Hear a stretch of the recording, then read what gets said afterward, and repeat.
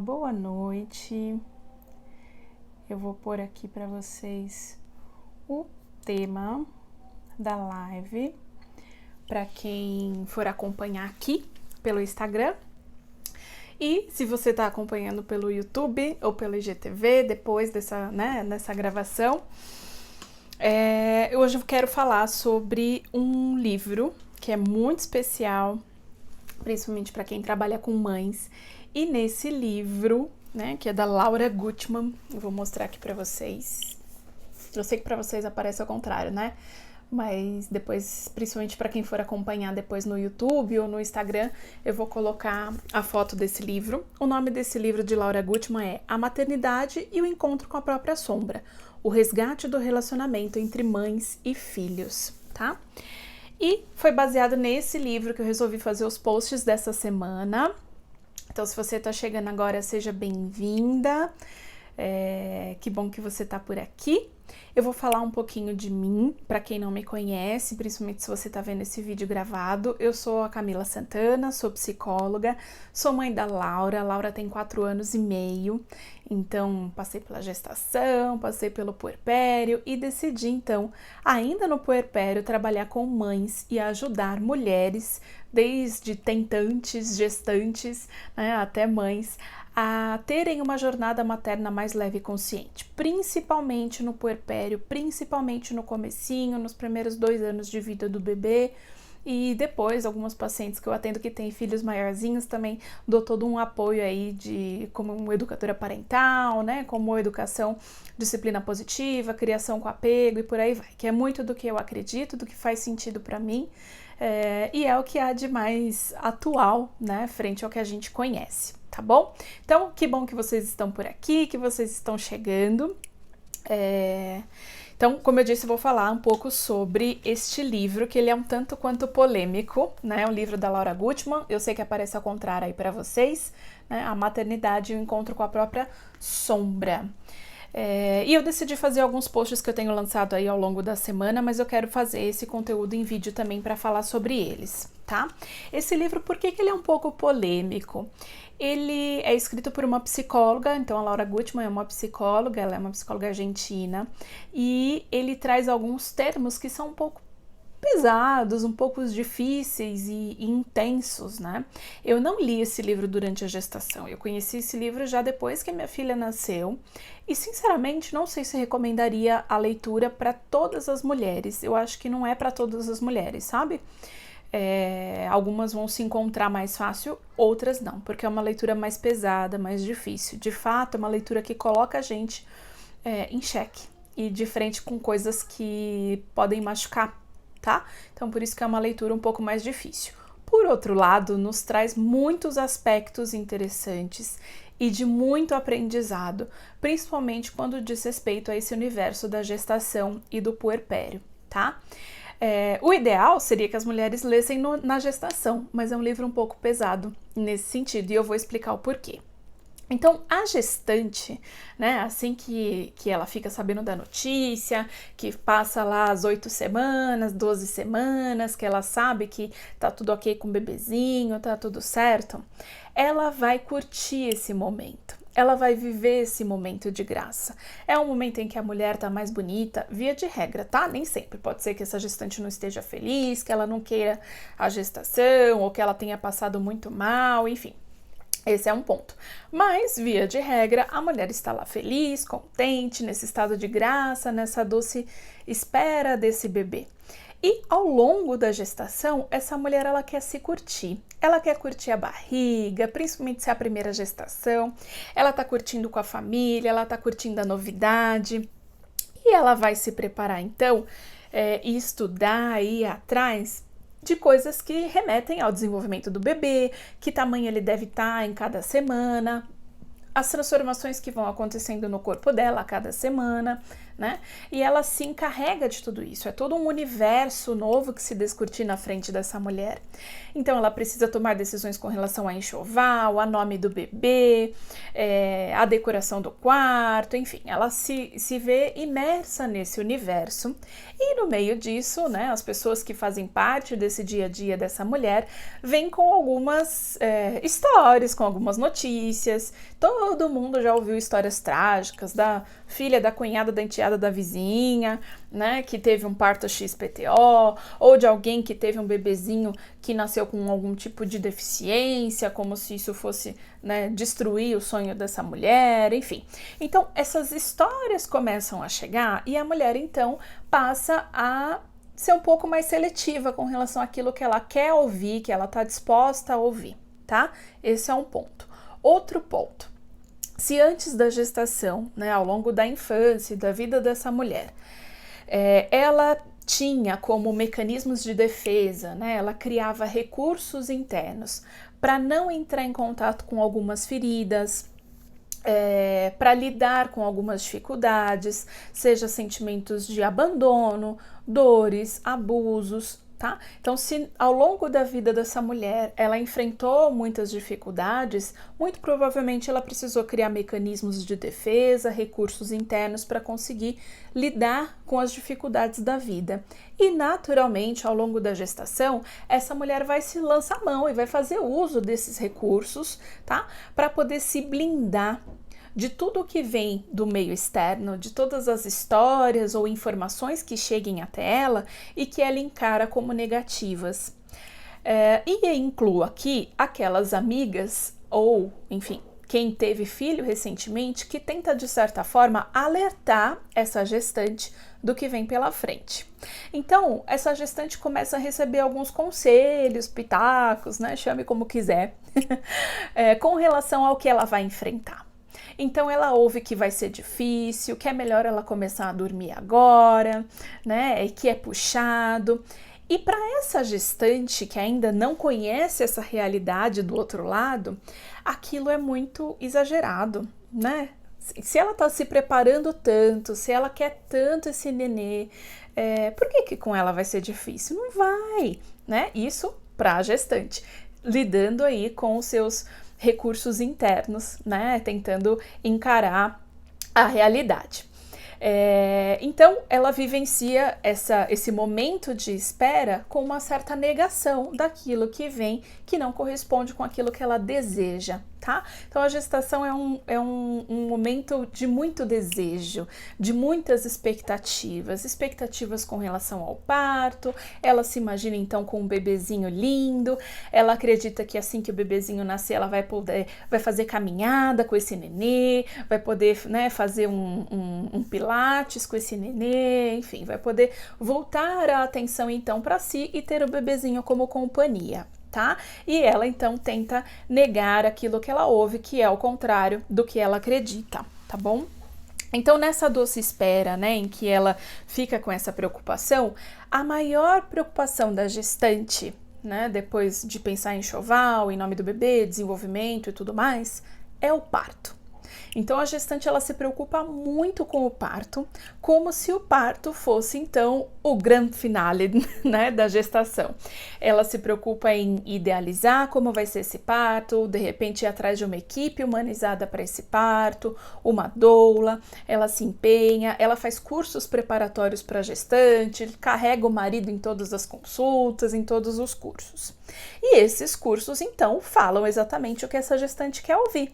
Fala um pouquinho sobre o desenvolvimento da gestação, fala sobre o parto, fala também sobre os primeiros cuidados com o bebê, cuidado com o biguinho, como dar banho, como trocar a fralda, como amamentar, mas muitas coisas que é falado no curso de gestante não faz lá tanto sentido para aquela mulher ainda, porque é uma realidade que ela não conhece, principalmente se ela não conviveu com outros bebês na família, né? Se é o primeiro neto dos dois lados, tudo aquilo vai soar muito distante. E ela acredita então que ela vai tirar de letra, porque afinal ela tá vendo lá na frente dela a enfermeira trocar uma boneca e que aquilo parece relativamente simples de se fazer, né? O pai também participa lá, também finge que dá banho na boneca e tá tudo ok, né? E esses são os cursos preparatórios, bem diferente do que é oferecido, por exemplo, num pré-natal psicológico, em que, ok, a gente fala um pouquinho dessas partes práticas, mas a gente fala principalmente de como essa mulher vai ficar depois do nascimento do bebê, né? A gente fala muito sobre a vida como ela é e prepara essa família e essa rede de apoio para o que de fato está por vir. Tá? Trabalhando então com esses mecanismos de defesa, com esses recursos internos dessa mulher que não quer ouvir, não quer lidar com possíveis dificuldades. Ela quer viver intensamente aquele momento que ela está vivendo, tá bom? Depois então que o bebezinho nasce. Acontece que ela se preparou um pouquinho, né, aí para lidar com esse nenê, o marido também se preparou um pouquinho para saber minimamente como trocar a fralda lá, como cuidar do nenê. Ainda no hospital, ela já começa a sentir que, ok, ela tem um pouco de cuidado, a equipe entrando e saindo o tempo todo, é medicamento, mas ela já começa a se sentir diferente. Porque tem aquele bebezinho que é um pouco diferente daquilo que ela tinha imaginado. O bebê real é diferente do bebê imaginário, né? E aquele bebezinho ainda é bem quietinho, e a família ainda pergunta como o bebê é. Ah, ele é bonzinho, ele é muito tranquilo, ele só dorme, é um amor. E a equipe de enfermagem tá lá sempre para contribuir, né, para lidar com o bebezinho que é tranquilo e tudo mais. Essa mulher fisicamente, ela acabou de passar ou por uma cirurgia ou pelo parto normal, ela vai sangrar muito mais do que ela achava que ela ia sangrar, ela vai sentir o corpo mole, o corpo vazio, os seios ainda um pouco esquisitos, ela ainda não sabe o que fazer com aquele bebê, ela ainda acredita na amamentação quase que instintiva, né? Eventualmente alguma enfermeira vai ajudá-la a posicionar o bebê, a segurar e posicionar a pega, mas a enfermeira também não consegue lá fazer muitos milagres, principalmente porque assim que o bebezinho nasce, nem sempre essa mulher tem leite, às vezes tem um colostro, que é muito importante para o bebê, mas ela não sabe direito o que fazer com isso. Quando essa mulher tem, então, a alta hospitalar por volta de 3, 4 dias do bebê, coincide com a descida do leite. Então, coincide com o momento em que ela se vê com um corpo completamente diferente, os seios cheios de leite, o corpo dolorido, e ela se vê desamparada na casa dela, com o marido dela. Às vezes, essa mulher pode ter acreditado que ela não ia precisar de ajuda, então ela não permitiu que ninguém estivesse na casa dela, né? Ou ela acreditou que ia dar conta de fazer tudo sozinha, então não necessariamente ela se preparou previamente, ela se preparou para a chegada do bebê, mas ela não se preparou para ela mesma quando ela chega do hospital, né? Se preparar para a chegada do bebê é ter tudo para o bebê em perfeito estado, mas e ela? Essa mulher precisa comer, esse pai precisa comer, né? A casa ainda continua precisando das tarefas de casa, de lavar louça, lavar roupa, limpar a casa, né? Se essa mulher não se preparou previamente para isso, ela só focou na chegada do nenê, muito provavelmente ela vai sentir. Hormonalmente, essa mulher então começa a ter uma descompensação de todos os hormônios dentro dela. E isso traz muita confusão mental. Isso traz um desespero, traz uma tristeza, traz uma melancolia, um sentimento de vazio, não só físico, interno, porque ela sente os órgãos balançando dentro dela, né? Um vazio por dentro, mas um vazio também existencial. Essa mulher então chora, as lágrimas caem sem que ela tenha controle algum. Quem está ao redor dessa mulher não vai conseguir entender essa mulher, vai falar, ué, mas não era isso que você queria? Você não esperou tanto pelo nenê? O nenê não tá no seu colo, não tá perfeito? E essa mulher então começa a se culpar por estar sentindo tudo aquilo, porque de fato, ok, o bebê tá lá, tá perfeito, mas, né? E as pessoas começam a julgar e ela se sente então incompreendida em toda a sua vulnerabilidade. Essa mulher se depara com o que a gente chama, né, e a Laura Gutman chama de sua sombra, tá? O que a gente chama de sombra? Tudo aquilo que a mulher, ao longo da vida, desde a infância, rejeitou, ignorou, fingiu que não estava lá, fingiu que não doía. Tudo isso vem à tona quando ela se vê num estado quase que infantilizado, num estado de vulnerabilidade, porque neste momento, a partir do momento em que há uma separação física entre mãe e bebê, a separação é puramente física. E aquele bebê não é só um corpinho em que essa mãe precisa cuidar desse corpinho. Esse bebê também é um ser complexo, emocional, espiritual. Então, mãe e bebê vivem ainda fusionados um com o outro. Os dois compartilham do mesmo campo emocional. Mãe sente o que o bebê sente, o bebê sente o que a mãe sente. Com o agravante que o bebê sente tudo aquilo e ele não faz a menor ideia do que é. Ele estava até então dentro de um lugar quentinho, sem sentir cheiro de nada, sem sentir textura, sem sentir fome, sem sentir frio, né? E de repente ele se vê num mundo completamente diferente. O bebezinho ainda não sabe que nasceu, até os 3 meses mais ou menos ele não sabe que nasceu, por isso que a gente chama de esterogestação, em que essa mãe precisa ainda reproduzir fora, no ambiente externo, o ambiente intrauterino. Então, manter esse bebê aquecido, acolhido, apertadinho, com livre demanda aí de leite, de seio, do seu cheiro, do seu colo, né? Mas isso para a mãe é muito pesado, porque ela também precisa de colo, ela também precisa ser alimentada, né, nutricionalmente, mas também emocionalmente. Então é uma mãe que se depara com dores e com medos e com culpa que ela sentia, né, lá atrás, e agora tudo isso vem à tona, junto com a responsabilidade de cuidar de um nenê, junto com a privação de sono. A privação de sono é um dos conselhos que essa gestante mais recebe, mas aquilo não faz o menor sentido para ela.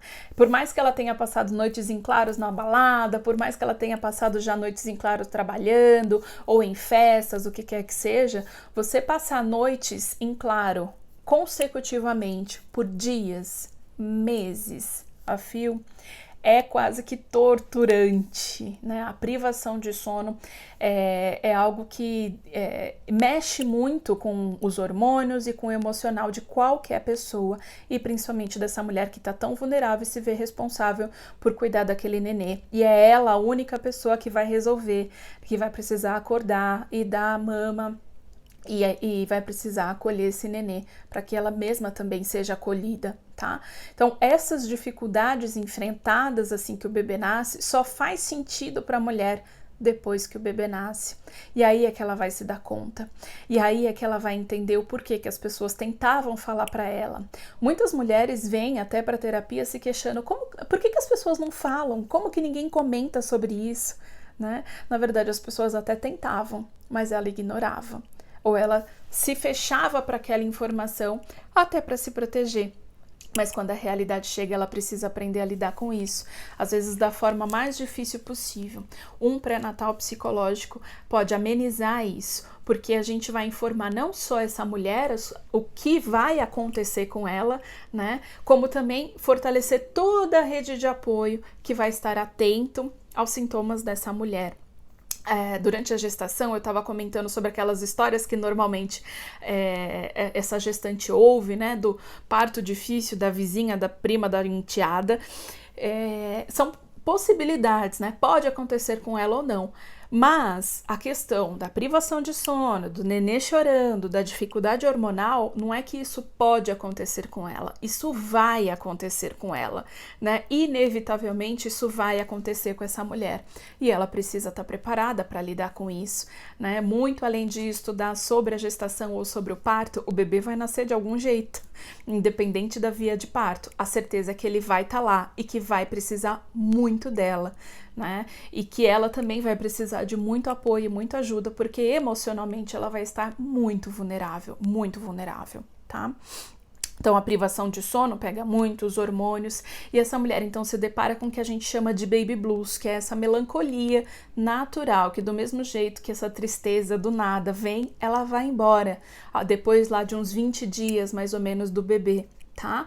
Então é uma tristeza natural. Se a rede de apoio, se quem está em volta, né, acompanhando essa mulher, não estiver atento, não souber da existência do baby blues, provavelmente vai achar que essa mulher está com depressão pós-parto ou vai culpá-la, tá? Por ela estar sentindo daquele jeito, que só vai piorar a situação para essa mulher. Tá bom? Então é importante que saibam da existência do baby blues. 85% das mulheres têm. Então quase todo mundo vai aí ter essa tristeza, essa melancolia, esse choro, que é perfeitamente normal. Vem sentimentos de arrependimento, do que eu fui fazer da minha vida, e agora é isso, esse nenê só chora, é tudo eu, né? Eu tô cansada, eu quero dormir, eu quero usar o banheiro, eu quero escovar o dente. São coisas básicas que essa mulher não consegue fazer e a tristeza vem.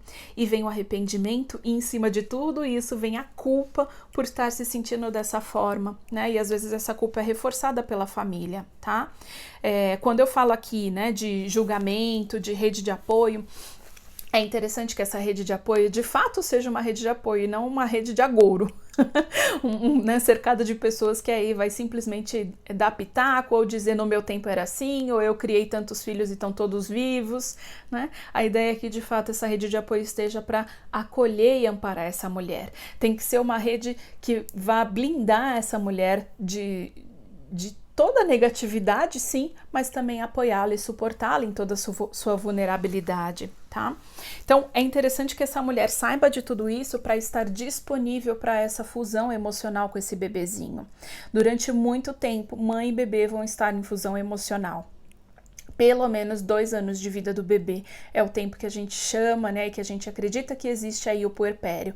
Diferente da quarentena, né, muita gente fala da quarentena, são só os 40 dias pós-parto, suficiente para o seu corpo se recuperar da cirurgia, da gestação, do parto. Tá? Passados esses 40 dias, você ainda está em puerpério e segue até o momento em que esse bebê vai adquirindo habilidades linguísticas e a noção de si mesmo e vai querendo se diferenciar da mãe. É o momento, então, em que a criança, ao invés de falar o nenê quer água, a criança fala eu quero água. Né? Ao invés da criança falar, sei lá, dá água para o Mateus, e aí a criança é o Mateus, a criança fala eu quero água.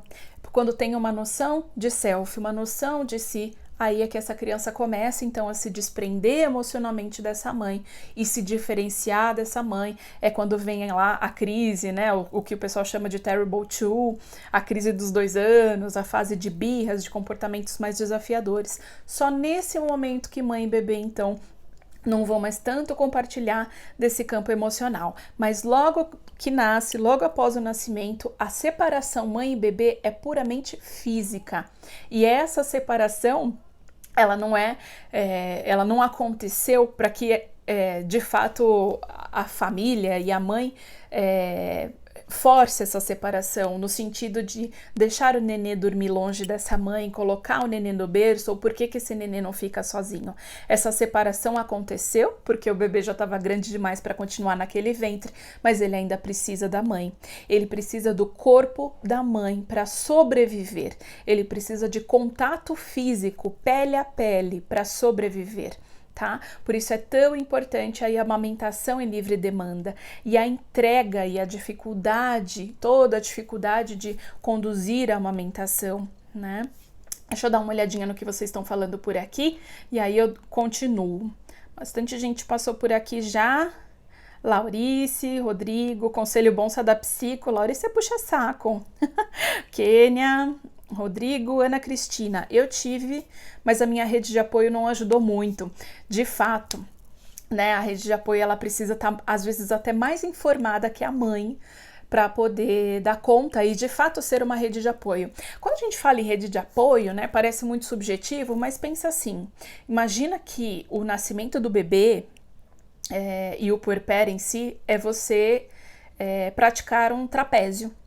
Você ser malabarista, você se jogar de fato de um trapézio lá em cima. Você se jogaria desse trapézio se não tivesse uma rede lá embaixo? Se qualquer coisa você caísse, fosse estatelar no chão, muito provavelmente não. Então essa rede de apoio ela precisa ser muito confiável e é interessante sim que ela esteja até mais capacitada que você.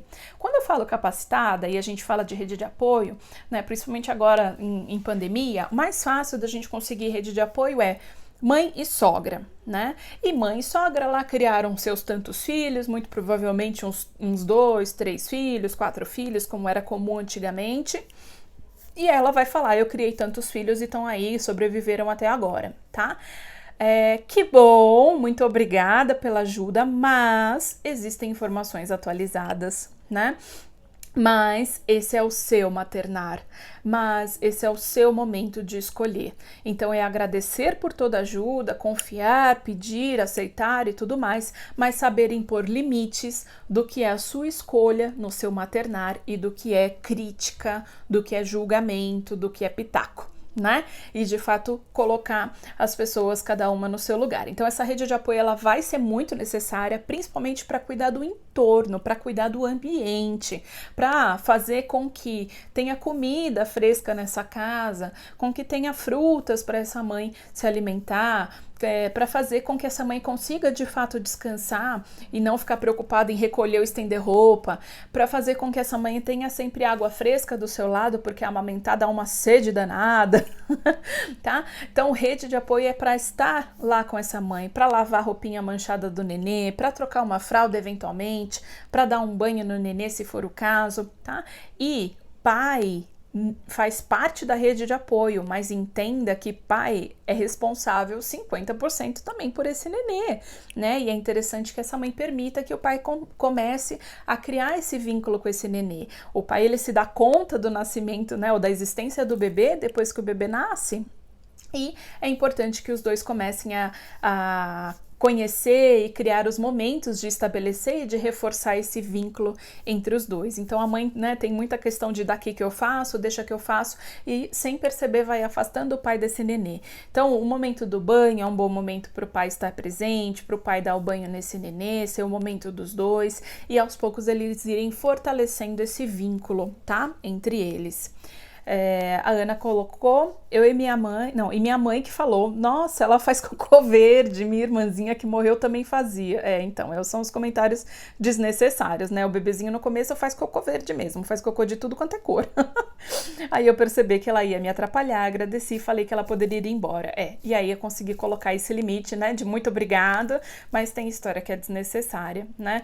Gente, não precisa vir contar a história da prima que morreu, do tio que faleceu e alguém que fez e que não deu certo e por aí vai. A ideia é dizer de fato o que vai acontecer com essa mulher, ou colocar-se como um apoio mesmo, de se você precisar eu tô aqui, né, independente do horário, porque pra mãe que tá lá com o bebezinho recém-nascido, não importa se é dia ou se é noite, 3 horas da tarde é a mesma coisa que 3 horas da manhã, né, ela vai estar nesse ciclo sem fim, ela comeria um prato de arroz e feijão às 4 da manhã, assim como comeria um pão e um café com leite às 3 da tarde, sabe? Então, pra mãe e pro bebê naquele momento, dia e noite, não importa, né? Eles não têm muito essa noção. Então eu estava falando da fusão emocional, o quanto é importante que que essa mulher se permita se fundir emocionalmente com o seu bebê. Um exemplo clássico que eu sempre dou é de mulheres que, né, acabaram de ter o seu bebezinho e às vezes essas mães acordam até meio assustadas pensando, nossa, o bebê não acordou ainda, né? Ele ainda tá dormindo, e minutos depois o bebezinho acorda. Né? Ou essa mulher tá lá com insônia, sem conseguir dormir direito, apesar do cansaço, apesar do sono, e aí o bebezinho acorda, tá? Então é uma fusão emocional muito grande. Tudo aquilo que aquela mulher calar, tudo aquilo que ela fingir que não tá acontecendo, que ela fingir que não dói, que ela fingir que não incomoda, o bebezinho vai chorar ou vai somatizar. Porque o bebê ainda tem uma ligação muito forte com a mãe. O bebê conhece a mãe por dentro, né? É um campo emocional muito grande que os dois compartilham. Então o bebezinho vai chorar aquilo que a mãe cala. A partir do momento em que a mãe tomar de novo aqueles sentimentos, aquelas emoções para ela, né, e conversar com esse bebê, falar para esse bebê, olha, a mamãe tá se sentindo triste, a mamãe tá confusa, a mamãe tá com medo, mas isso é meu. Você não precisa se sentir desse jeito, tá tudo bem, eu dou conta, eu consigo lidar com isso. A mamãe tá aqui para cuidar de você. É incrível, gente, parece mágica. O bebê adormece. O bebê se acalma. É a calma da mãe que acalma o filho. Se por um lado isso pode parecer pesado, né? Então, poxa vida, eu tenho que estar o tempo todo bem para o bebê poder estar bem. Isso também é libertador, porque você vai entender que o bebê não tem nenhuma patologia. O bebê tá bem. O bebê tá bem, tá tudo certo com ele, mas você precisa se cuidar, você precisa se olhar e você precisa permitir que essa emoção venha, passe por você e te atravesse, né? Você precisa se permitir sentir essa emoção e deixar essa emoção ir embora, seja pelo choro, seja pela conversa, pela fala, pela escrita, o que quer que seja, deixe esse sentimento passar, te atravessar e ir. Se você retém esse sentimento, se você cala, finge que esse sentimento não tá lá, o bebê vai chorar. O bebê vai sintomatizar por você, tá? É muito comum, muito comum. Se o bebê tá bem, ele, né, tá alimentado, tá dormindo, tá quentinho, fralda limpa, e ainda assim é aquele bebê incomodado, olha pra mãe. Observa se essa mãe tá bem. O puerpério é uma fase de profundas transformações. Transformações da identidade, de quem você é. A mulher não é mais a mesma de antes de ser mãe. Não adianta ela olhar para trás e tentar se achar lá. Ela não tá lá. E não adianta também ela colocar um ideal de quem ela quer ser no futuro, porque vai ser mais expectativa criada. E às vezes até algo inatingível. A construção da identidade da mulher acontece ao longo do puerpério. Conforme os dias vão passando, vão ter coisas do passado dessa mulher que vai fazer sentido para ela agora na vida atual como mãe, e vão ter coisas que não vai. Vão ter amizades que vão mudar. Essa mulher muito provavelmente vai se vincular ou vai ter uma amizade com quem tem filhos. E é capaz que ela se distancie, ou naturalmente as pessoas que não têm filhos se distanciem dessa mulher. Né? Por empatia, por finalmente entender o que se passa com quem tem filho. Tá? É natural que isso aconteça. Então as pessoas ao redor dessa mulher vão mudar, a identidade dessa mulher, às vezes a relação dela com o próprio trabalho, a relação no casamento vai mudar, o casamento muda. Alguns casamentos se desfazem, outros se fortalecem, mas fato é que o casamento vai mudar. E se o casal não está preparado para isso antes do nascimento do bebê, se o casal não aproveita a gestação para fazer alguns combinados, né, ter alguns tipos de conversas mais profundas, muito provavelmente esse relacionamento vai ficar abalado. A minha sugestão para você é que você não permita que chegue no limite para pedir ajuda. Não deixe que chegue no momento de quase separação para poder pedir ajuda. Não deixe que chegue no momento em que você acha que está enlouquecendo, ou de pedir algum tipo de medicamento para o seu ginecologista obstetra, porque é muito simples para esse médico simplesmente te receitar um calmante que vai te deixar mais calma, mais tranquila e vai te afastar da necessidade de lidar com aquilo que você precisa lidar, que é essa transformação da sua identidade. Eu não sou contra medicamento. Medicamento, quando muito bem receitado, ele é ótimo. Casos de depressão pós-parto é muito comum. 4 em cada 10 mulheres têm. Mas veja, 4, não as 10. Né? E o medicamento sozinho não faz efeito algum. Sempre precisa dessa dupla, medicamento e terapia, tá? Caso contrário, o medicamento simplesmente só vai te deixar apática com relação à realidade, com relação ao que acontece e te afastando de enfrentar o que você realmente precisa enfrentar, te afastando da realidade, de lidar com aquilo que você precisa lidar, tá? É importante que você esteja, então, se fortalecendo emocionalmente para, de fato, conseguir olhar para a sua sombra, olhar para as suas emoções, abraçar as suas dores, ouvir as suas dores, tudo aquilo que você rejeitava, para só, então, conseguir estar bem, para o nenê estar bem. Faz sentido? A Ana comentando que tomou floral e ajudou muito, mas a terapia junto, é isso mesmo. Então, florais, fitoterápicos, chás, ajuda muito. É só reparar se a pessoa, né, se essa mãe não vai ficar mais sonolenta do que normalmente já é, ou se ela vai sentir uma certa apatia. Quando eu falo de apatia, é que essa mulher ela não vai ter tanta oscilação de humor. Então ela não vai ficar nem tão feliz, tão eufórica com qualquer gracinha do nenê, por exemplo, e também não vai ficar nem tão triste de um jeito que a impede, às vezes até de cuidar desse nenê, tá? E o cuidado que a gente precisa ter de achar que tudo é depressão pós-parto. Gente, a depressão pós-parto, ela acontece, ela é real, mas não é com todo mundo. tá? Normalmente é com uma mulher que já vivenciava alguns processos depressivos antes da gestação, que teve um parto um pouco mais difícil, com violência obstétrica, que logo após o parto não teve acolhimento, não teve apoio algum, tá? Que foi largada, abandonada, então, e que depois do nascimento do nenê não tem rede de apoio, não tem ninguém com quem contar, é uma mulher mais sozinha. Então, mulheres, né, com essas características têm uma predisposição maior para desenvolver a depressão pós-parto. Ao longo da gestação e do puerpério, é natural que sintomas de depressão e sintomas de ansiedade, sintomas de estresse acometam nessa mulher, tá? É normal que ela se sinta assim, mas isso não caracteriza a patologia em si a ponto de precisar de medicalização, tá bom? Então, um bom suporte, um bom acompanhamento ajuda sim essa mulher a se entender, a entender o que de fato é normal e aquilo que não é.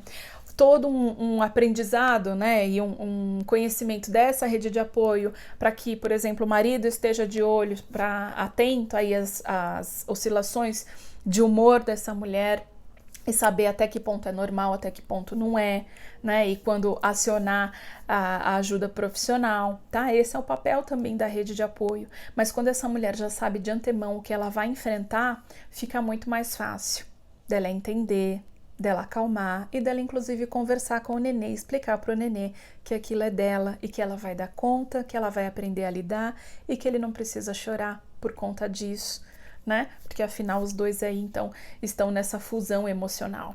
Tem muitas pacientes que eu mesmo recomendo, né? Quando essa mulher tá cansada, tá exausta, tá se sentindo sozinha, eu recomendo, pega esse nenê como se fosse você quando criança, como se você estivesse cuidando de si mesma, como se você estivesse dando colo. Então, ao pegar o nenê no colo, é como se você estivesse dando colo para si mesma, como se você estivesse abraçando a si mesma, acalentando a si mesma, tá? Que mais? Bom, então é interessante que essa mulher esteja preparada aí para se fundir, né? Como eu falei, eu fiz esses posts dessa semana e essa live baseado nesse livro. Eu sei que aparece ao contrário para vocês, tá? Então, A Maternidade e o Encontro com a Própria Sombra, de Laura Gutman.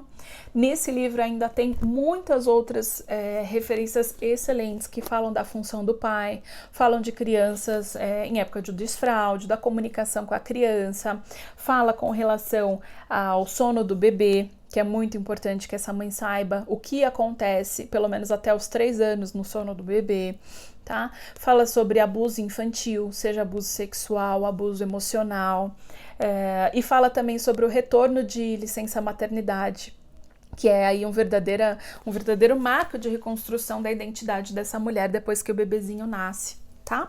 Então, é um livro que sim, eu recomendo, mas com ressalvas, porque não é para todo mundo. Tem muita mulher que não vai se identificar, tá bom? Muito bem. Para você que ficou até aqui, muito obrigada. Se você está acompanhando aí esse vídeo no YouTube, se inscreve no canal, dá a sua curtida que você me ajuda muito, tá? Eu tenho uns 100 inscritos aqui no canal, eu preciso de pelo menos 1000. Falta pouquinho, então me ajuda aí, tá bom?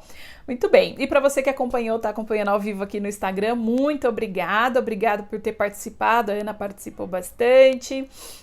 Muito obrigada por ter me acompanhado até aqui. Esse vídeo vai ficar então no IGTV também, né? Para quem gosta de acompanhar no Instagram e depois no YouTube. Obrigada, Ana, que bom que fez sentido aí para você, tá bom?